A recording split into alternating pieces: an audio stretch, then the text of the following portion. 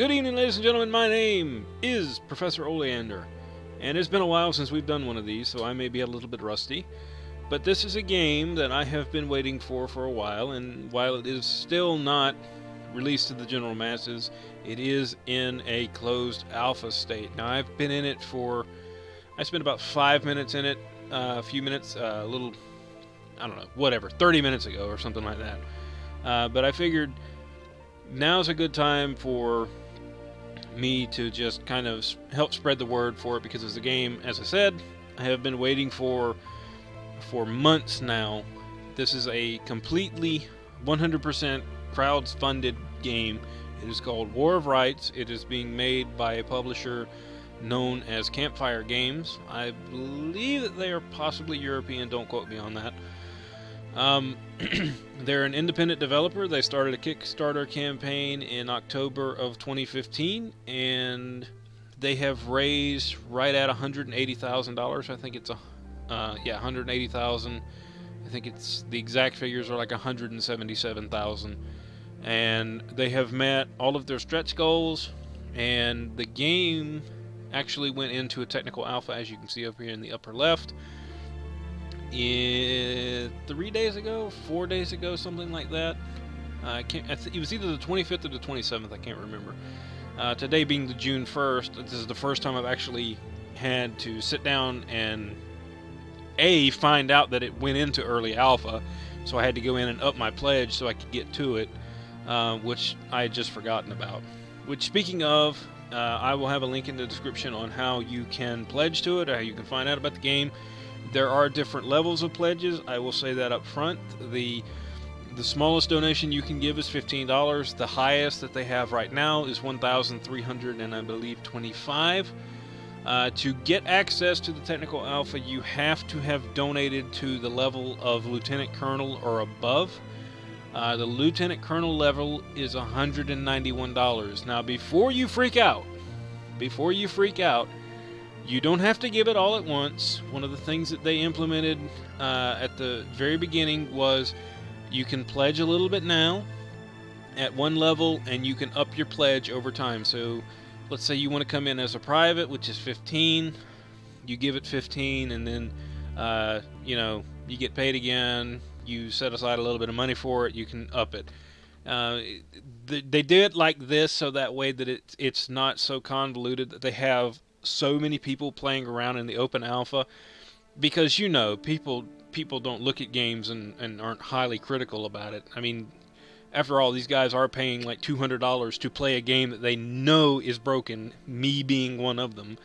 And that's how I did it too, by the way. I pledged a little bit here, I pledged at one level, and then I said, well, I'll go ahead and up it to this one. Then I found out technical alpha was coming out, and I said, well, I'm only so far away from it, so I just went ahead and kicked in the rest. But again, you're going to see it here in just a minute. The game, for it to be in an alpha, is actually really nice. And speaking of which, we'll go ahead and open it up. Now you can see they're going to have an encyclopedia. There's not a lot to it right now. You can change your settings and all, and you can go full screen. I've got it set on insane. I'm probably going to have to scale that back. Excuse me. This game runs off of the Cry engine, by the way, which if you've played games like Far Cry, or if you know anything about Star Citizen, which Star Citizen uses a heavily modified version of the Cry engine, but they run off the same thing, and it'll show once we get into the game, you'll actually see it. So we're using their test server now because it's the only one available. You don't even have the option to make a server, which I expect that will probably be coming in a later update. So this is actually, I don't believe this is a like a Brady photo. This is an in-game photo. So this is just kind of giving you an idea of what it looks like in the game right now, again, while it's in alpha. And ignore that stuff up at the top. They're collecting data for the game so that way they can figure out how to make it more optimized. So here we go. Now, these are the regiments that they have in the game so far. I don't know if I've mentioned this or not. The game is a lot like Mount and Blade. If you've played that, either the Napoleonic version or the version from whatever time period it is, I think medieval. Um, excuse me, my allergies are flaring up today for whatever reason. So these are all the different ranks. Now, one thing that they haven't put in yet is you can't see a preview of who you are. Obviously, these guys are going to have different uniforms. That's why there's different versions of them, which was one of the stretch goals that they met. So it's going to be very similar to the Napoleonic version of Mount and Blade. You can be a flag bearer. These are NCOs. I would assume this is a sergeant. I don't know if they're going to have first sergeants or whatnot. And then your various officers. And this is the 2nd United States Volunteers. I believe these are volunteers. They might be just the 2nd Regiment. Well, I guess it would be United States Volunteers. 20th Maine, the 69th New York. This is the Irish Brigade. This is the regiment that was stuck on Little Round Top in the movie Gettysburg. And at the Battle of Gettysburg, it is a miracle that they made it out alive. The 114th Pennsylvania, I can't remember. The 6th Wisconsin was part of the Iron Brigade. These guys, I don't remember. It's been so long. I don't know if I've ever mentioned this before, but I used to be a Civil War reenactor, so that was the reason why I was so excited that this game finally went into open alpha. So let's go. We'll pick the 20th Maine, and we'll just pick Private 1. As I said, I've only played around with this for a little bit. So as you can see, we're at night. The servers, we should be the only one in the server, by the way, so you're not going to see anybody running around. When there's more people on, I'll do another one. But yeah, here's the controls and everything. It's pretty much just like any other game of this type. I don't know what you would want to call it. It's not an RPG, and it's not an MMOR, whatever. There's no first-person view that I've seen. It actually looks like it's kind of coming into pre-dawn. What time is it on the server? 2:08. Because this is actually lighter than it was, or maybe it was just my eyes. So you can see your icon down there at the lower portion. You can do a walk, and one of the coolest things that I like about this game, you look down, you see your feet, and they walk. And then you can toggle that from C. You can do a run, and you see the icon down at the lower portion of the screen changes. If you hold shift, you can charge, and you see he grabs his rifle and runs.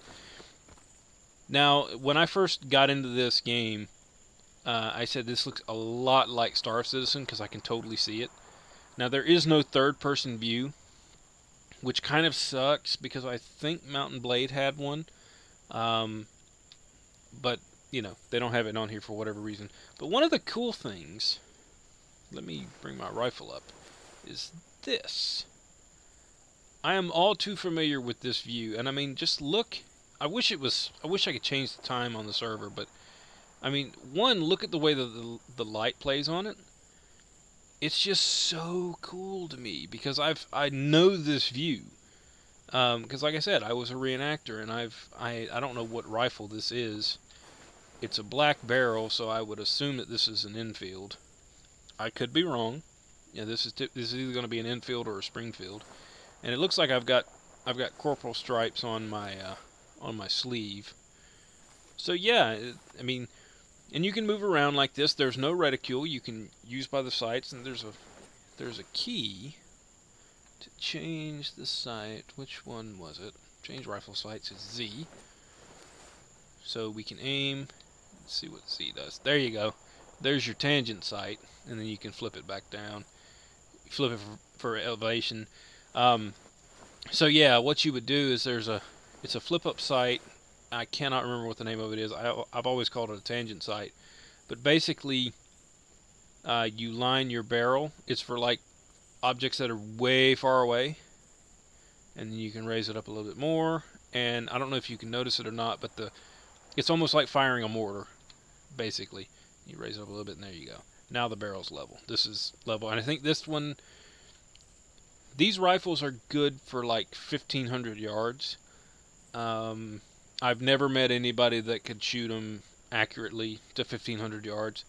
But this is good for about 800 or so if you're a good shot. Because you've got to take windage, and it's a slow-moving projectile, and some other things like that. So this whole thing is called Drill Camp. As you can see, it's in a camp layout, and I have to give it to these guys. They have done a lot of research on this, on just the Civil War in general, just from the layout of the streets. That's what these are called. These are called company streets. Because I can't go into any kind of developer mode, there's no real way for me to see how far it goes. But this looks like one regiment. So if I can remember this correctly, and forgive me, God forgive me if I do, for any of my compatriots that may be Civil War reenactors. So what you would have is this is typically one company, or this is part of a company. And up on the end, you would have your sergeants. So these guys down here, these are actually the black hat guys, so these are probably part of the Iron Brigade. And again, it's just whatever. So yeah, you would have tents on both sides, and it looks like there's some dog tents down here. They are. These are called shelter half tents. And I know I know you guys are like, get on with the gameplay, but I'm giving you a history lesson, so I'm making sure you get your money's worth. But these are called shelter half tents, and what would happen is you would be issued one half of it, and then someone else would be issued one half, and then when it came time to bivouac, that's a fancy word for camping, you would basically, whoever your file mate was in line, you would get with them, you would take your half, he would take his half, you'd put them together, and bam! You got yourself a tent. This was actually fancy living. I'm glad that they put these in here, because I saw a bunch of A-frames, which are these guys right here. The problem with these guys is... The problem with these are that they typically require wagons to haul them around, because you see these are big 2x4s, and soldiers can't carry them. Now you see that this one uses something like a sapling, and it's just been cut, and you use a forked tree limb, and you can set it up. So you go over to a tree line or whatever and figure out what you need. And like I said, they would only carry one half with them. And you see there's a blanket roll, a knapsack. That's a not a hard. Is that a hardy hat? I can't. There we no. Yeah, there we go. Oh, I didn't notice that before. So I'm in the crouch position, and you notice that he takes a different. He carries his rifle in a different position. There's the bayonet. Bayonet's trying to poke into the frame, and he's like, "Hello, hello, hello." Okay, enough of that. Yeah, that is a hardy hat. It's a big, tall, flat hat. That's kind of cool. I didn't notice that before because I think I came in here as an officer. And again, I did this game like 20 minutes ago. I was in it for 5 minutes, and I was like, I have to make a video on this because it's so cool. So you should be able to move around. I guess you can't move around in a crouch right now. Now if I can, there we go. I'm slowly, you can't remap these keys, so I can't map them to something that makes sense to me, because C is one, and then V is another. V actually brings it to the melee position, so you can walk ahead like this, which is what you would do if you're going to charge. And then you got your stacks here. These all look like Springfields. These all look like early Springfields. I know they're not, but they look like it. No, these are 61s. Yeah, these are all 61s. So yeah, these are newer models. I was looking at the bands on them. I was like, wait a minute, those are not 1849s. I know. Yeah, these are, because the 1849 is a 69 caliber, which is what we affectionately call the pumpkin slinger. But yeah, those all look like Springfields, which is pretty typical. So again, like I was saying, going back to the original point, you've got your camp here, and you've got your company streets. And typically the officers would be... Quit crouching, I'm trying to hit trying to hit shift. Alright. Run, Forrest, run. Okay, so we come up here. So typically each one of these streets would be a company. And you'll have to forgive me a little bit because I don't have a copy of Hardy's in front of me, and it shows you the regulation for company streets. So let's say that this is one company. At the head of the company street would be the first sergeant, which this tent looks like it is larger, so I would assume that this is the first sergeant's tent. Now, sometimes the first sergeant would share it with other sergeants. A regulation company would have... Oh, let me see if I can remember this. Regulation companies were something like 40 to 50 men. Okay? You had X number of privates. You typically had something like 8 corporals. You had 5 sergeants, 3 lieutenants, and then a captain. So you had sergeants. The first sergeant was sergeant number 1. Then you had a second sergeant, a third sergeant, fourth sergeant, fifth sergeant. Then you had corporals, who were your platoon breaks, and then you had 3 lieutenants. One was the first lieutenant was an orderly to the captain.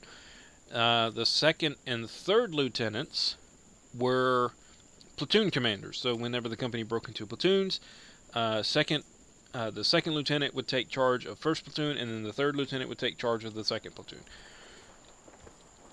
I'm a total nerd whenever it comes to this stuff. Before you even say it, I was a company first sergeant for the company that I was with. I drank Hardy's drill manual. I was a stickler for it because that was one of the things that we kind of prided ourselves on, was knowing the manual and how to do things. This area would be the commissary, so I believe that's what the Sibley tent here is. That's what this thing is called. This is a leftover from the Mexican War, which was fought in Mexico, if you didn't know that. This would have been for the commissary, I guess the commissary sergeant's what they were calling them, because it's something else. It's or quartermaster sergeant or whatever. And then you would have a commissary. I think this is a little excessive, or you could call this like a common area. So that's what that is. I imagine that this is the commissary sergeant or the quartermaster sergeant or the sergeant major, one of those two. The sergeant major is typically on a brigade level. Excuse me. And then you look down that way, you kind of see some wall tents. Now the wall tents are reserved for officers. So I would imagine that A-frame right there is probably a lieutenant. This one with the tent fly on the outside of it, this is most likely a captain. That may be another captain, it may be another lieutenant. They have big tents because they typically have desks and a lot of paperwork that they have to keep track of, because anybody that has served in the armed forces now knows that the Army and every branch of the military runs on paperwork. So you have the, I think these are called line officers, so this would be your company officers, and then you'll have your second row of line officers. These are more of brigade level, or not brigade level, regimental officers. So you'd have a colonel back here somewhere. And then the big tent that's over here by itself, this would be the regimental commander. Or this might be the quartermaster. Typically, and again, I'd have to find a diagram of it to show you. Typically, everything comes back and you see the colors, which I don't know that they're in the right spot. Typically, the colors are wherever the commanding officer's tent is, and that may be it on the other side of the wood line. You know, I may be looking at this completely backwards, but I guess this is the quartermaster because there's your wagon. But anyway, I'm just showing off the game. Like I said, the guys have done their research on this game, which makes it really, really cool to me. And because I'm someone who's a stickler for historical accuracy, you know, you guys have seen me play simulators, you've seen me be critical of it. Well, I know what this is. This is just, because this is a drill camp, this is camp, I don't know, Bob. This is Camp Bob. And this is the entrance to the camp. So let's go over here. There's a thingamadoohickey. There's no horses in the game yet, because as I said, it's in open beta. Or not open beta, it's in closed beta. Let's see who this guy is. Doo-dee-doo-dee-doo. What does this say? This says Army Bred. Which, I don't know why I did that. I know it's not going to zoom in. Can't walk in the fire. Oh, they didn't do half bad job with the brogans, which is what your shoes are called. Let me sit down and put my ass in the fire. So there's a little bit of clipping there with the there we go. Got it. This 50-pound net. That's kind of cool. It's little stuff like that that really tells me that they've put that much into this in the closed alpha. I can only imagine what the finished game is going to look like.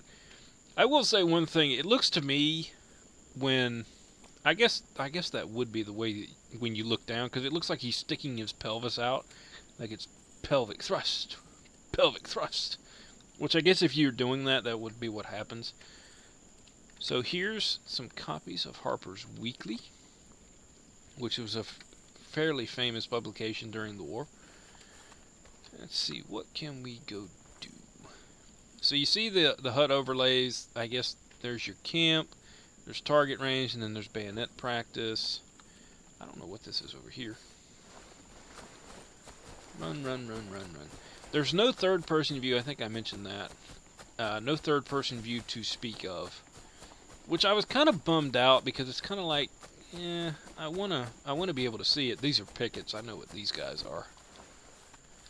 You got a plowed field over there, and then this poor sap up here, he's on picket duty. It kind of sucks that there's nobody in the game right now, but again, I'm just kind of doing this little slapdash run through of it. Let's toggle run. There we go. But I really like how this game looks. They've put a lot of effort into it, and I think at this point, because the range is way over yonder, I'm going to cut right here, and whenever you see me again, or hear me again, or whatever, if you're still awake when we get there, we'll start talking about the drill range, because I don't want to do any firing over here, because I don't want to wake everybody up. So I'll see you when we get over there.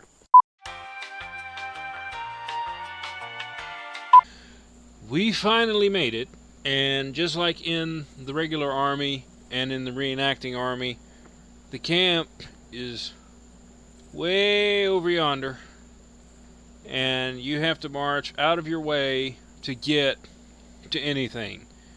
We used to say when we were reenacting, we'd go 5 miles out of the way to find a damn hill.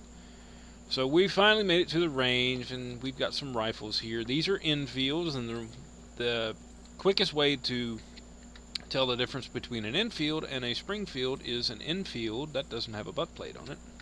I don't like how you can't crouch and walk. I know it's supposed to be a prone position. It just bugs me. But infields have brass butt plates on them. That's what that is right there. And the reason why they have brass is because when the South was making these, iron was scarce, so they had to use some sort of substitute. Since brass is a alloy, which is copper and tin, if I'm not mistaken. I'm probably wrong about that. I'm not a metallurg, so I couldn't tell you. That looks to me like what happened to the I don't know why it just got suddenly dark. There's no clouds up there, so I don't know why it got suddenly dark. That looks to me like no, that's not. No, it's not. I was going to say that has brass bands on it. I was like, wait a minute. That's not what I think it is, but it's not. That's just a two-bander. That's another Springfield. Another way you can tell to see that odd-shaped backside of the lock plate, that's dead giveaway for a Springfield. I believe that is a that might be a 69 caliber. I can't really tell. It's got some issues going on with it. But that one is an infield, the other one is like an 1861 Springfield. So anyway, enough about that. Let's go blow something up. We don't have grenades, They didn't know what grenades were back then. But if they'd have had them, they'd have used them. That's for my reenacting friends out there. If they'd have had sleeping bags, they'd have used them. If they had had Motel 6, things might have been different at the Battle of Petersburg. So enough about that. So let's get to firing. One thing I didn't mention before is if you hit the X key, you can change what shoulder you're carrying your rifle on. There's several different positions for carrying arms so you don't have fatigue. There's shoulder arms, which is this position, and again, if we had third person view, I could show it, but we don't have it right now. So you have to take my word for it. Tomorrow, hopefully, whenever there's people on the server, if there are people on the server, we will be able to show it. My goal at some point is I would like to start a regiment, one of the regiments the regiment that I was with, and like I said, because I've studied the drill manual, I'd like to train people in this game to do it, because I think it gives people a better appreciation for the history of it. But there's right shoulder shift. Which way am I facing? No wonder. Okay, there we go. But you can see he moves his arms, which I thought was kind of cool. So let's go ahead. We're going to bring this down to the ready position, which is... that's not quite the ready position. Strike that. So let's go ahead and we're going to just hold right click and aim, and I'm probably going to miss. Now, one thing I will note is that these guns are heavy. They weigh about 10, 12 pounds. And that was almost a bullseye. So now to reload, which I thought this is what got me. I was like, this is so cool. So now we go through the reloading process. He's going to grab a cartridge and then tear it, put it into the barrel, draw the rammer, and ram it home. That is an infill that he is carrying because I can tell by the brass nose cone. And then put that on. And this is the cool part. He's going to reach down, he's going to put a cap on it. See, there's a cap on it! Oh, it's so cool. It's so cool. I'm like a schoolgirl with this thing. But yeah, these things are very, very unwieldy. But this is fairly accurate for this one. We were close on that one, so we'll reload again. Now, there is no HUD for this. As far as I know, you have unlimited ammo in this mode. I imagine that at some point it'll be just like Mount and Blade. You'll have a cartridge count. You'll have various other things on the HUD. But for right now, this is what we have. And you can see that white band looked like his canteen. The black one underneath it was his haversack. Let's see if I can hit that one way back yonder. I don't think I'm going to be able to get there. Now for that one, you got to aim a little high because, as I said before, these are very slow. That was a little low. Actually, that wasn't too far off the mark.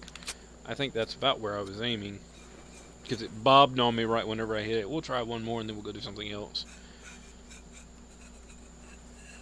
I like how his hands are dirty.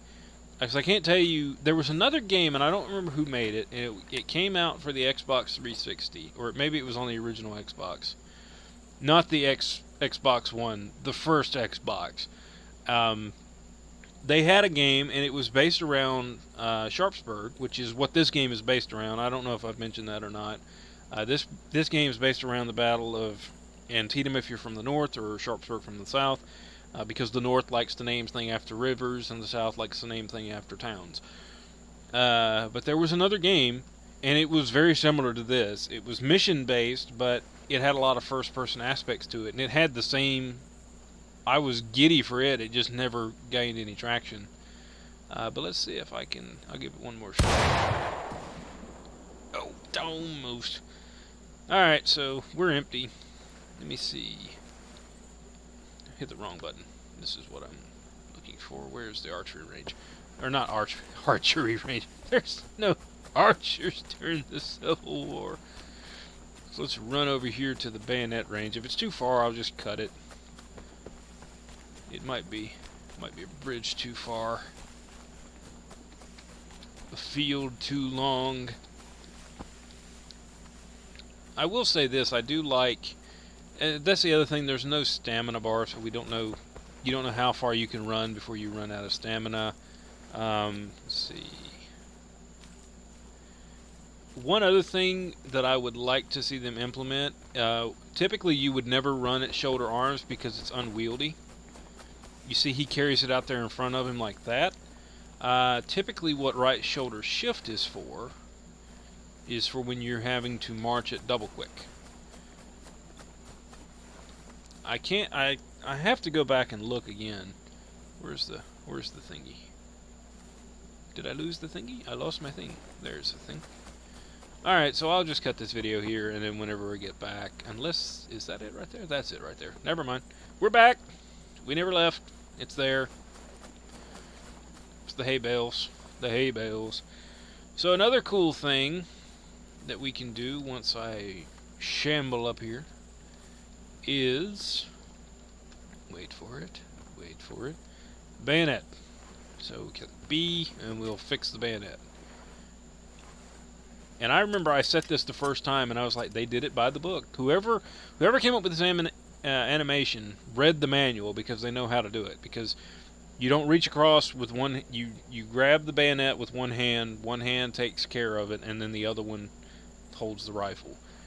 Because it's kind of an awkward move, because you have to bend your left arm at a weird angle to grab your bayonet and then unsheath it.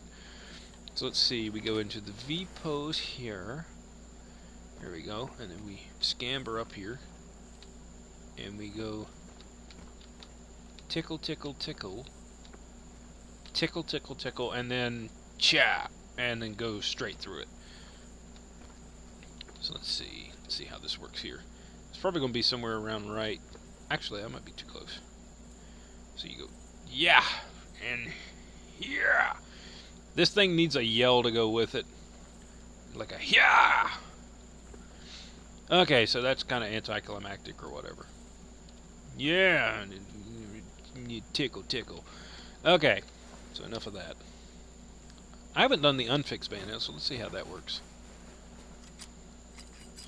But yeah, it's one motion with one hand, and that's the way, because you have to kind of flip it over in your. It's weird.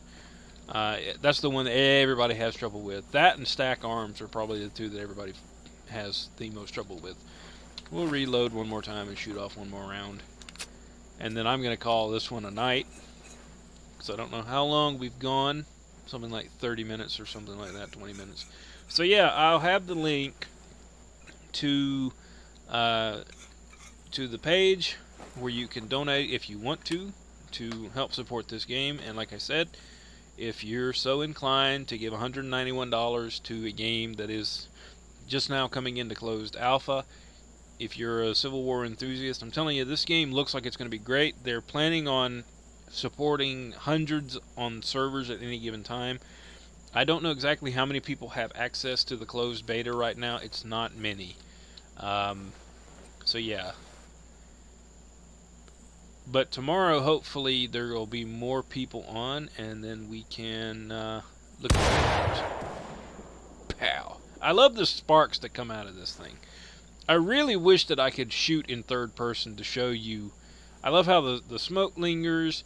I mean, because you can imagine you get 20 or 30 guys here in a line, and they all shoot at the same time, and the smoke just lingers. I mean, just look how long it's staying. That's from one gunshot.